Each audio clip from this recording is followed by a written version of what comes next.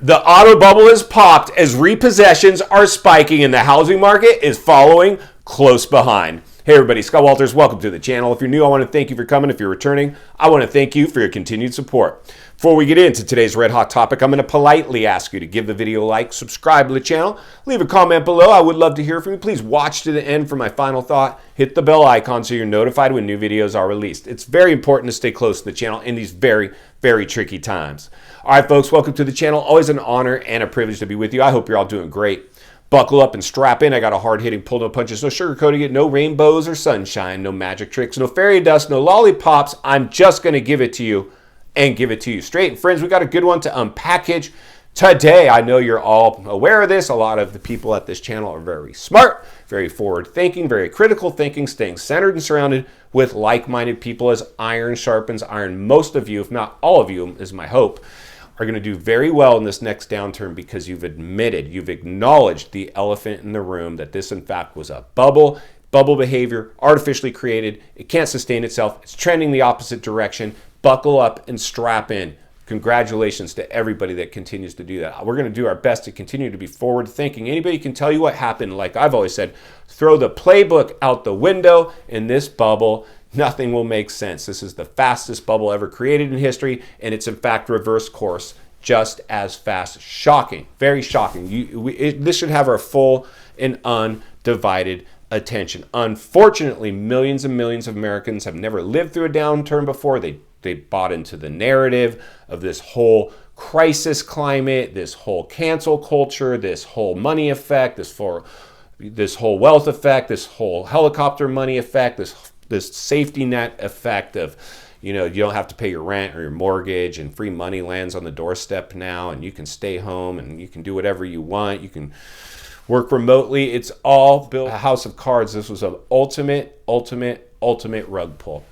Insane. It's like a little bit alarming on one hand. I'm kind of upset to have to report on this stuff, but I know it's a fact what we have to do. I'm just saying the things that you've all thought, and they haven't had somebody come say it in a way that made sense and said he is right.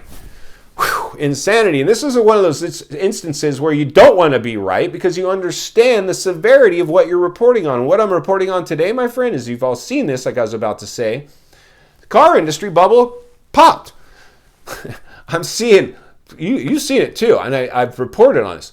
Oh my gosh, car lots are ghost towns, light on inventory. Then we see a bunch of basically parking lots with inventory stacked out in the middle of the desert with inventory just sitting there going unsold.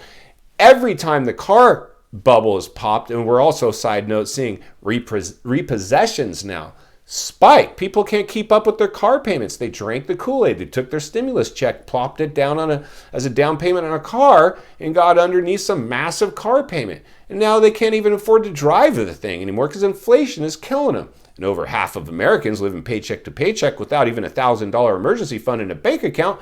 Do the math. How does that one play out? Not good. Well, guess what goes ultimately the last thing to go? And every time the car bubble is popped, the housing bubble close behind. And we're seeing it play out. Eventually, you'll do everything. You'll let go of the car. You'll stop making your cell phone payment. Again, it's ridiculous. I mean, this is insane to me. Insanity. I'm so grateful today. No car payment. I don't even have a mortgage anymore. I have credit, no payments, zero. Now, that wasn't always the case. In 2008, I had some payments. And that was no fun. So my heart goes out to everybody that's walking in those shoes now. You're going to learn some important lessons. Like I've always said, I don't regret going through the 2008 bubble because of what I've learned. But I certainly don't want to go repeat it and then go get under new debt again in another bubble. That would be doing the same thing over and over, expecting a different result, which is, in fact, the definition of insanity. Insanity, this stuff.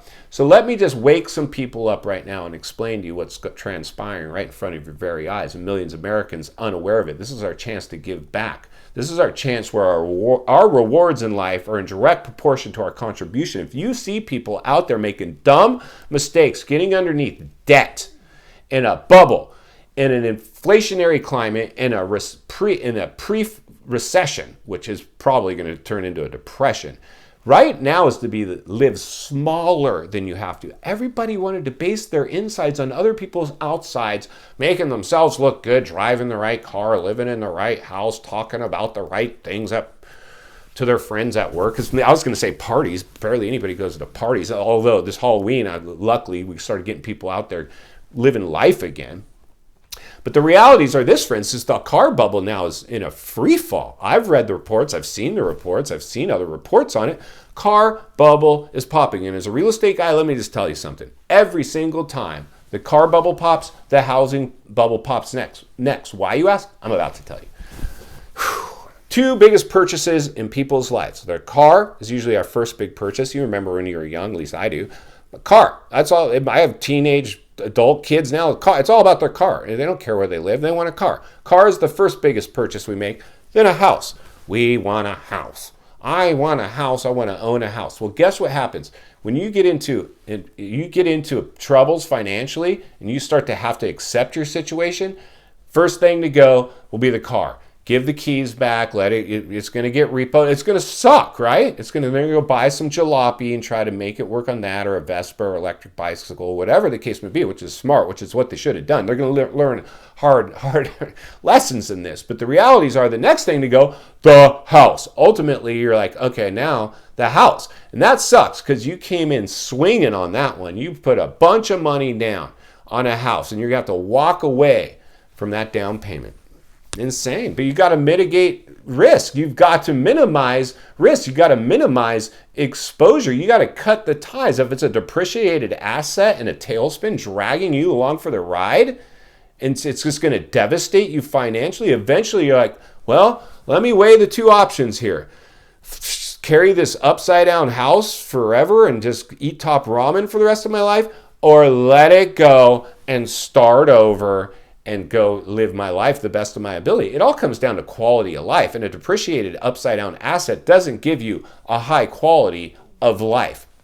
In final thoughts, I come to you as a friend, as a content creator. Somebody wants to see you not only win in real estate, win in life. Understanding the car bubble has popped, yet another indicator that the housing market is following close behind. As if you needed it. I'm sure you didn't. But the realities are that's in fact what's going on. The two biggest purchases of our lives will be our car and our house. Start living smaller than you need to. Don't go finance some car to make yourself feel good on the outside to impress her or him. It's not worth it. Live smaller than you have to. Right now, the people that are going to win in this are the people that are insulated. Save your cash for the crash. Save it for a rainy day. Save it for whatever you want to save it for. But don't buy into the narrative that you should go out and get underneath staggering amounts of debt right now in a bubble environment. We're seeing what's happening to the car bubble. It's deflating. The house bubble is deflating as well. It now becomes, how far will it go down? In my opinion, it's going to go really far down. We're about a year out. We're going to be talking about some big, new, scary topics, but I'm going to do it in a way that hopefully makes sense, doesn't shock people or scare them to death, so they can navigate through it more efficiently. They will be less like a deer in the headlight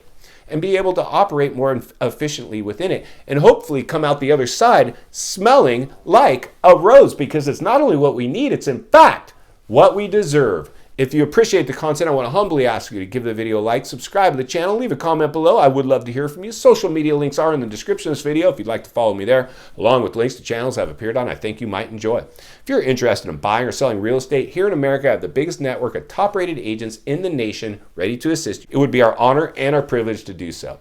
Also, if you're watching from your television set today and you enjoyed this video, I know you're going to love the next video, and there's an easy subscribe icon for your convenience. As always, thank you for your time. Please go make it count today. I'll see you on the next video.